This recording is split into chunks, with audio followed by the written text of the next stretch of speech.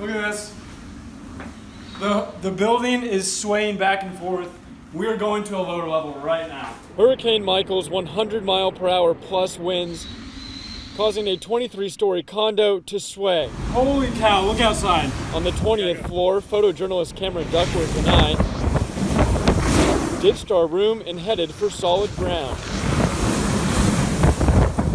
We're in the stairwell now. Doors almost ripped from their hinges while an intense storm blew through Panama City Beach. On the third floor, we met these people. It starts swaying. The building's going like this. Like literally everything in our place starts swaying. We'd walked down 11 sets of stairs, also terrified. Hours later, Terry Mann was still shaking. I was scared to death. I thought the building was going to collapse. She's been through hurricanes before. Irma, Matthew, Ivan. But thinks Michael was different. How does this compare to those? Way worse. Way worse. There's no comparison. Really? Honestly, I'm at point of tears because of our area. A survival story that will keep spinning for those affected by Michael. Reporting in Panama City Beach, I'm Matthew Seedorf. The wind and the waves definitely more noticeable out here. This deck is about 12 feet high and the water could be well above it. As Hurricane Michael moves closer, people in Panama City, Florida are getting ready. Trying to keep the water out of those units there. Gas stations now without fuel, while an evacuation order makes the town look deserted. Kind of know what to expect. Josh Kruchek is staying home for the storm. He and his son Hey, don't forget about those top ones now. are boarding up windows, making sure their house is ready for sustained winds above 100 miles per hour. I think that we'll be all right here, and then we'll see what happens, Thursday morning. The waves are already big. The storm isn't even here yet, and this is what some people are worried about. I don't know if it's gonna work, but it's what they want it to do, so just here to help. Not everyone is preparing for the storm though. What are you doing? Oh, you're surfing, man. Why? Big waves, good time to surf. Michael Morris drove here for the day to experience this. It's usually flat, and it's just, there's waves. It feels like you're actually at a wave beach. A possible major hurricane that could bring devastating impacts to the Florida Panhandle. There are still people out walking on the beach. As of right now, there's not a curfew tonight, but of course, that could change. In Panama City Beach, Matthew Seedorf, back to you. Strong winds blow through San Antonio, causing some things to crash. Electric scooters fallen victims to the wind now get picked up by city crews, taken away, and locked up. That'll have them kind of fix up their game plan. Boma Muwaka rides these all the time. He's noticed limes, razors, ducks, and birds spend a lot of time grounded. Some are really organized and lined up. Others, as you see, are just kind of thrown to the sides. These sideways scooters violate city code because they're parked wrong. A city spokesperson says scooter vendors have 2 hours to correct any reported violations or they can be removed, something companies try to prevent. When you finish your ride, these apps make you take photos of where you park your scooter, but if the wind blows, it's out of your control. I can see why the city might not want them all tipped over on the ground. Peter Collins is riding a lime for the first time. He acknowledges they can fall pretty easily. So going away from the kickstand, it doesn't take much effort. But going towards the kickstand, it just bounces and goes back away from the kickstand. We tried fixing this group of birds, but within a minute, the wind knocked them back down. Vendors must pay the city $50 to get each impounded scooter back, something that will become costly with weather like this. But if it's a rare occasion, then, maybe it's not so bad. Who wants more hot chocolate? Just west of downtown. What about socks, gloves? On one of the coldest nights of the year, I have chicken noodle and tomato soup. lines are forming outside the Salvation Army's mobile feeding unit. There you go, man. You're welcome. What about a blanket? You want to take one of these? An army of volunteers bringing warmth to those who need it most. We just want to make sure that they feel like that they're not super hungry or super cold. Inside and out, we're here to keep them warm. All right, take some socks. Thank you. Might be the first warm meal that they've had in days, perhaps. The Salvation Army does this at least once every winter. This year it's kind of unusual. It seems like we're doing it maybe 2 to 3 weeks earlier than we normally do it. You want a beanie maybe? To go to where the people are that maybe don't have access to easily get to a shelter. Especially as cold as it's going to be tonight. Pantalones. It's going to be one of the coldest nights tonight. Probably ducking for shelter anywhere they can. And so these volunteers remind everyone in line, when it comes to shelter, they have options. The lobby of their emergency family shelter currently open 24 hours a day. Eventually we get on our own, but these people out here, they're needing help. Soup and hot chocolate. So to be able to provide that for them and just a little temporary happiness, it feels good. A bodybuilder, fraternity member, and Adam Barraza has a demanding job as a photojournalist.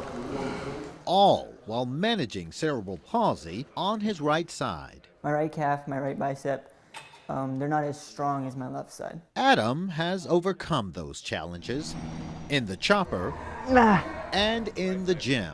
Whatever he sets his mind to, he's going to accomplish. And by all accounts, things were looking up for the 29-year-old until he faced his biggest challenge, cancer.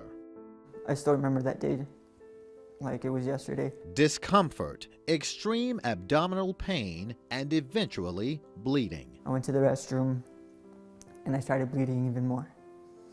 At that time I said, this isn't normal. Like, this is weird. I've never bled before. Colon and rectal surgeon Dr. Randall Rogers discovered dozens of polyps in Adam's colon that showed signs of spreading. Rogers recommended removing the rectum and entire large intestine.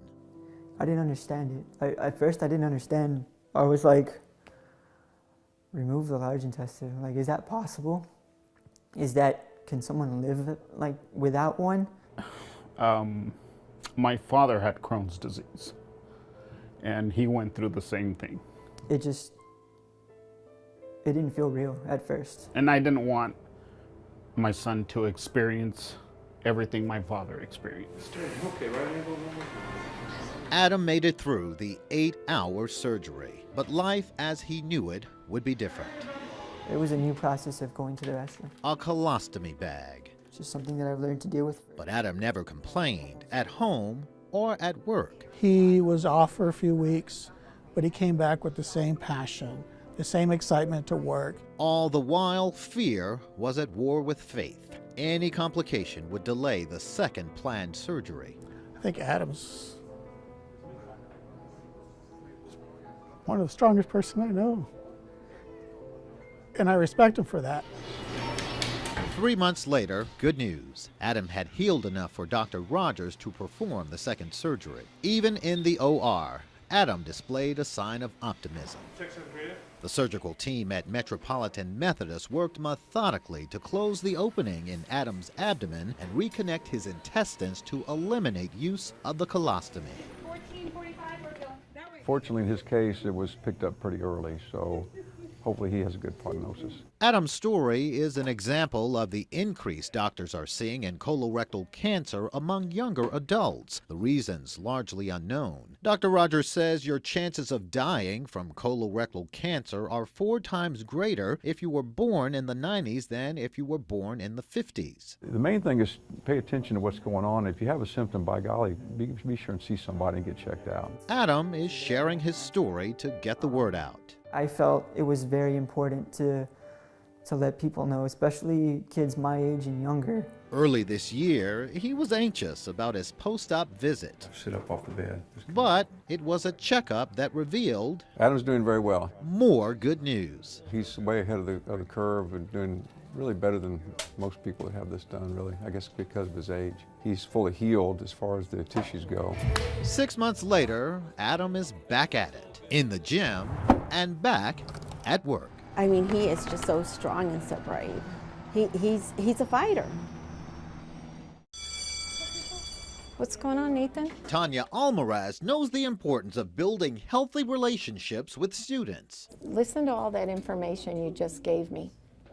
Don't you think you just put all that together? As vice principal at Helotes Elementary School, she leads by example. Once you build a relationship with the kids, they know your heart is in it and you can get them to do anything that you want them to do. It's one of many ways schools across the country are rethinking discipline, most commonly referred as restorative justice. Identify some things that you've learned in the lesson, correct? A model that uses less punitive practices and more responsive intervention. So can I give you a compliment? There's all sorts of things that students go through in their home environment, in the neighborhood, that affects their behavior on a campus. And as educators, we need to be understanding to that, and we need to be sympathetic to that. There you go. How's everyone doing? That's why these Northside ISD administrators are going back to the classroom. They're learning the principles of positive reinforcement over punishment. What did you recognize from the VP?